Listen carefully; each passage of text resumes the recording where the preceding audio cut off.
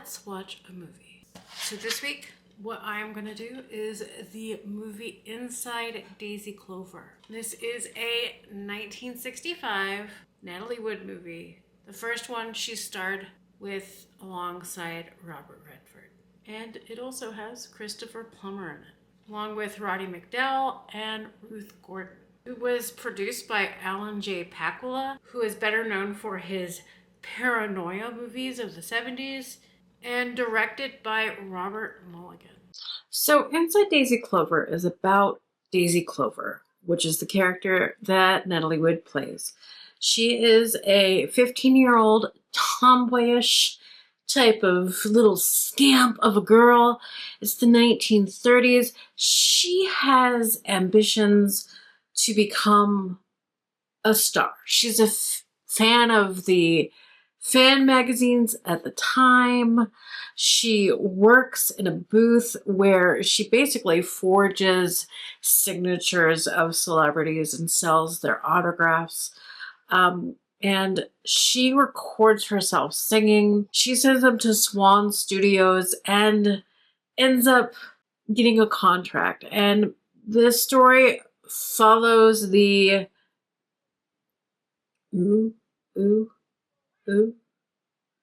we've got shadows. But the story follows her ups and downs and how the industry uses you and throws you out. It also shows you the Hollywood machine, what they do to really, especially during that time, to really make you a star, where you'd go through the studio system. They would make up your background. They would get rid of family members that would put you in an unfavorable light. And all of this does happen to Daisy Clover. They even use you so much they don't care about your mental health. They'll put you on whatever drugs you need just so you perform the way you want to. It is a story of be careful what you wish for, basically. And Inside Daisy Clover is very much a movie I have mixed feelings about. I love Natalie Wood and can see why she in particular wanted to make this movie, given her background. Starting as a child star, she is the bridge between old Hollywood and new Hollywood coming up.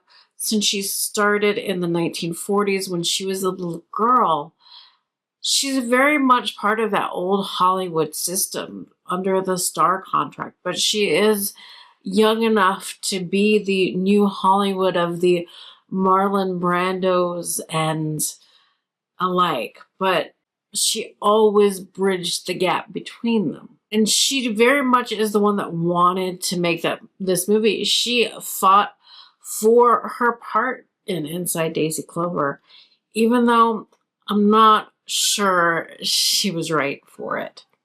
And that has to do with a lot of things, not thinking she was right for it. First of all, the character is supposed to be, at the start of the film, 15, and by the end of the film, 17. And Natalie Wood was 27 years old at the time that she makes it. And of course, the styling and a lot of things of the mid-60s made her look a lot older, especially Natalie Wood styling herself. She always, because she was at that point of her career where she was trying to break through of the younger roles and then goes back to do Inside Daisy Clover, playing a teenager where she doesn't really fit the part. And I really think somebody like Patty Duke, who had a similar story of Daisy Clover in her life, would have been a better choice. And she did read for the part, but Natalie Wood was the huge star, and she's the one that got the movie made. She actually was able to make Inside Daisy Clover because she agreed to do the movie The Great Race. So it very much becomes a trade-off movie for her. Hey, we'll let you make Inside Daisy Clover if you make The Great Race for us. And ironically, she wasn't that thrilled about doing The Great Race, but I think she's better cast in that movie than this movie. So while I don't think Inside Daisy Clover is a bad movie, it could be a lot better. It's watchable, it's campy, but there's a lot of things where this could be a great movie, and because some of the decisions made, like the casting, it doesn't quite get there. And like I said, I love Natalie Wood, but her range as an actress, I don't think is suitable for the movie either. So that goes on top of her not being believable as a 15-year-old. The good part is this is one of the movies that Natalie Wood does team up with Robert Redford. She helped get him cast in the movie. They were friends, kind of, when they were going to high school. They went to the same high school together. Although they didn't hang out in the same crowd, they knew of each other. And of course, Natalie Wood was Natalie Wood at the time. She was very much, had done the movies of her childhood, had done Rebel Without a Cause, and they went to the same high school together. And Robert Redford plays slightly older, in his 20s, young star of Swan Studios, who's very much going through this system and knows what Daisy Clover is about to go through. And he positions himself as kind of a mentor, but he ultimately is there to use her also. Now, this movie is remarkable in the fact that they openly let his character be bisexual. Although I believe in the novel he is homosexual. They didn't quite go that far, but quite revolutionary for a movie of 1965 to just openly, they don't imply that, it is explicitly said in this movie that he is bisexual. And although I don't think Robert Redford's agents really wanted that explicitness in his character's sexuality, it does end up being explicit that he is bisexual. Especially, this is during the beginning of Robert Redford's film. He is Robert Redford's film career. He is not a star yet. He is still kind of struggling to make his way. That would become a few years later, in 1969, really Butch Cassidy and the Sundance Kid really cemented Robert Redford's career. He is a huge star of the 70s, even though he is around the same age as Natalie Wood, but Natalie Wood started when she was a child and was in some very big movies as a child. He's actually a couple of years older than her, but around the same age, but didn't have his big break yet. And really, Natalie Wood is instrumental to Robert Redford's career. And then we do have Christopher Plummer, Mr. Swan himself, the head of the studio, the user and abuser himself. He is the one that made her mom go away, the one that swooped her up out of her life that she thought she wanted and just really put her through it in the name of she's gonna be a star. There's inappropriate relationships between her, Swan, and Daisy Clover, and really, it's my baby. And really inappropriate relationships in her life the whole time. They kind of break her down between the studio system, Mr. Swan, Robert Redford and everything, they break her down from being, she was a more confident girl at 15, being streetwise and poor than she was in the same position around 16, 17, having money and power, where she loses her agency. So it is a neat look at that sort of dichotomy of where you think you would have everything and be so much more confident because you're successful now and you have money. She basically was more confident and self-assured and knew how to handle herself more as her poor 15-year-old self just trying to get by. Inside Daisy Clover was directed by Robert Mulligan, who Natalie Wood did have a lot of control over this movie, and she wanted him to direct this. They had worked together in Love with a Proper Stranger. He is probably best known at this point, though, for directing To Kill a Mockingbird, and that's probably his greatest movie also. Oh, and another thing is Christopher Plummer in this movie playing Raymond Swan, the head of Swan Studios. This movie came out the same year as The Sound of Music, and The Sound of Music is what made him a star. And you also have Roddy McDowell in this movie playing Walter Baines, sort of Swan's right-hand man. Playing is interesting because Roddy McDowell is a former child star as well, who never quite made the big time as he got older in the industry, but was always a known quantity. And he always plays these kind of right-hand man type of roles also during this point of his career. I always thought that was interesting because he was much like Natalie Wood, a product of this studio system as a young star also. And of course, you do have Ruth Gordon playing Daisy Clover's mother, and she would actually go on to be nominated for an Oscar for her role of Mrs. Clover. And this movie was nominated for 3 Oscars.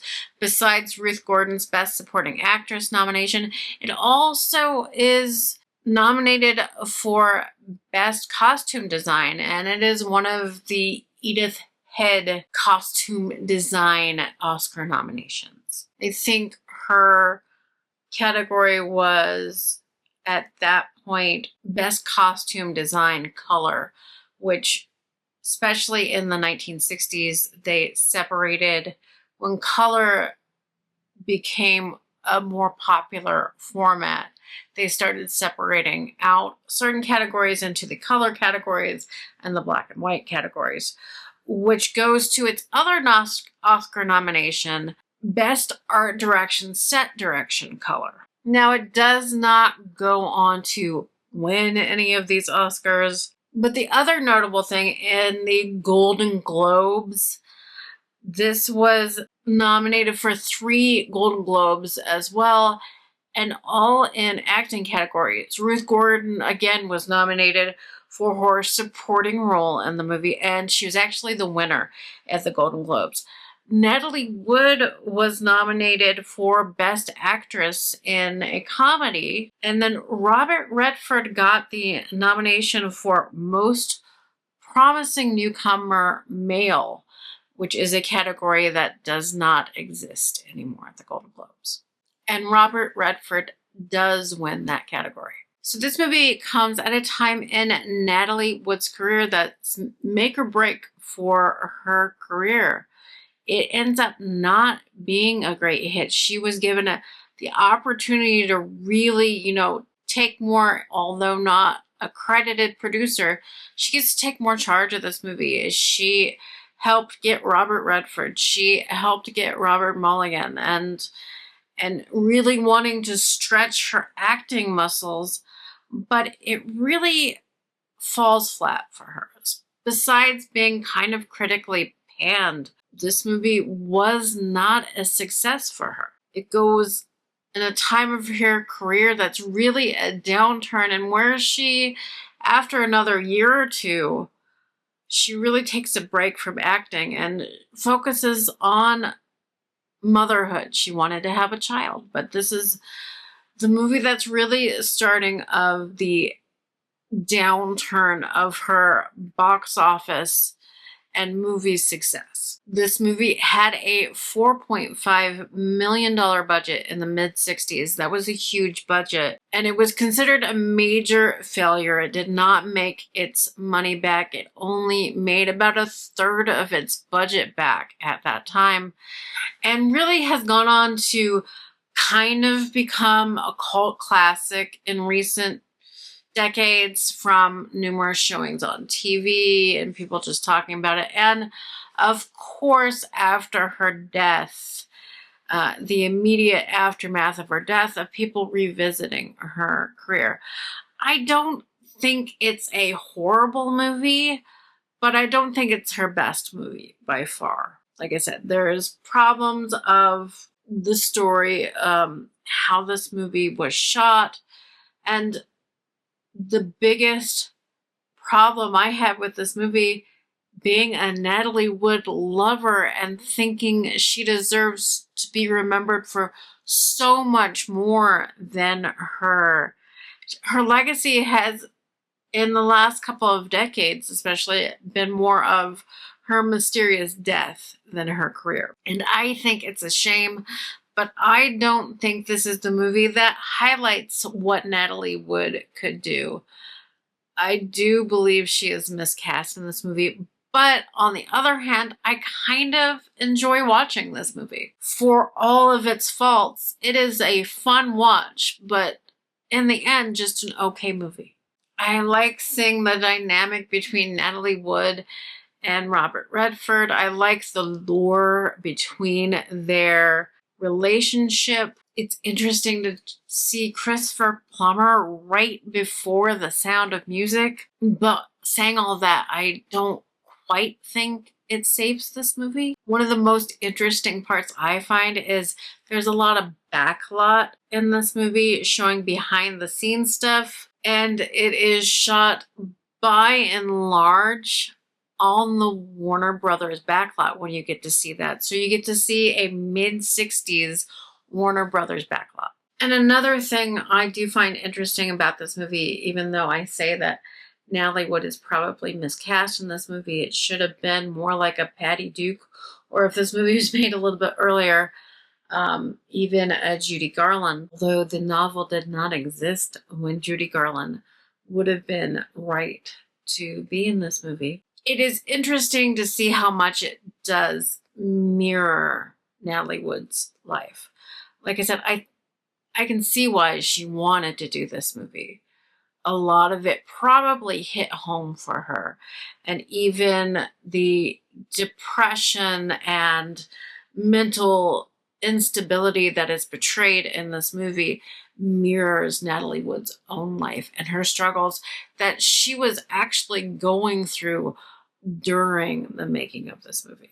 So in the end, I do think Inside Daisy Clover is worth a watch. Is it groundbreaking? Is it going to change your life? No. It'll give you a fun 2 hours watch.